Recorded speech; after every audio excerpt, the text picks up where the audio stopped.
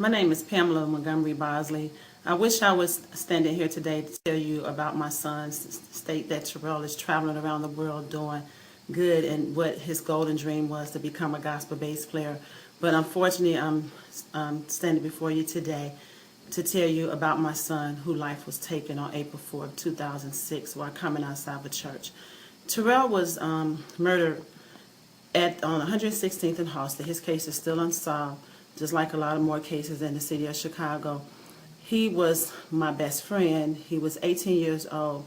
He came out of the church. Actually, I just spoke to Terrell 30 minutes before this happened, and he was telling me, "Mom, I'm safe." I called him like, "Baby, be careful because somebody got shot yesterday." He's like, "Mom, in church, I'm safe. You're always worrying."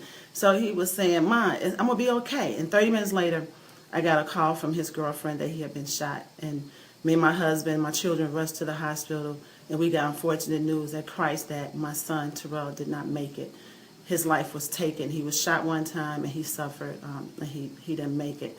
And just to tell you a little bit about my son, Terrell, he was always a leader, outgoing, very fun. When he walked into a room, he lit the room up. He was in grammar school. He was like he was famous. He was real popular in grammar school. He was in several plays. One of them was Annie. He played Daddy Robart, and then in The Wiz, he played the lion. So you know, as in them plays, there's a lot of parts to learn, so that shows you that Terrell was very smart, and he can catch on well. In high school, he joined the football team, and then after that, he decided he wanted to get into music, and which he loved to play the bass. He loved to sing. He loved to play the drums, so he joined the music jazz band at Thornwood High School. Then after graduation, he went to college. He wanted to go to college because he wanted to major in music, and that's what he did. He majored in music in college. His goal was, he went to Olive Harvey. Unfortunately, he only had 3 months there, but he was telling me, "Mama, I love college." So his goal was to graduate from Olive Harvey and go to Columbia because they majored in arts, and he wanted to major in music. And his other goal was to travel across the world and just be this famous gospel bass player. Terrell was a Christian young man. He loved his family. He loved his brothers. He loved his dad, his mom, his family in general. He is someone that we truly miss because a mother should never have to bury her son nor a father. It's unfortunate that I have to visit the cemetery and visit my son there on birthdays. That's where I spend his birthdays, holidays. I spend Christmas there, Thanksgiving. We should be celebrating around the table together. I should be enjoying life with him, but unfortunately, I'm at the cemetery and talking to my son, and he's not responding. This is a horrible feeling. Parents suffer from this.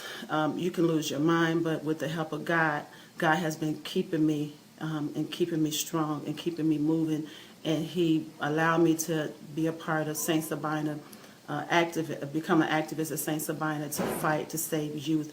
Before this happened to my son, I was in banking for over 20 years, and after this, now my life has been devastated, changed, and now I'm an activist. I try to save lives every day, work with youth, try to change the mind of the youth, try to talk to them concerning ways to deal with conflict resolution.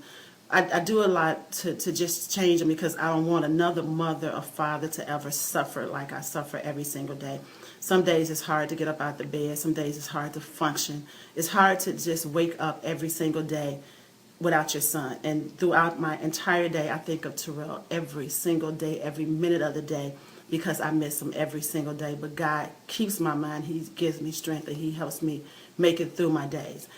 As of now, since my life changed, what I do is, like I stated, that I work with youth, and we need more people to realize that don't get desensitized to this. No child should never have to die, just be murdered on the streets. They should be able to walk to school, feel safe, go to church and feel safe. They should be able to feel safe. And my younger son, he pray every single day that nobody else in his family gets shot. That should never be. We shouldn't have young children praying. They should be praying to become a lawyer, a doctor, attorney, make it through school, but not pray that I make it through the day and don't get shot.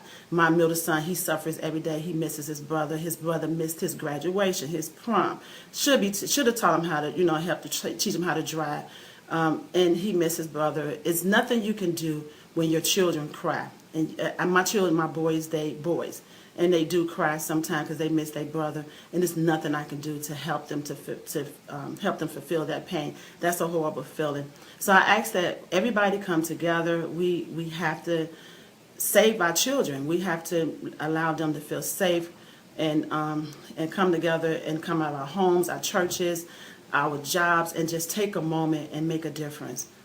Thank you.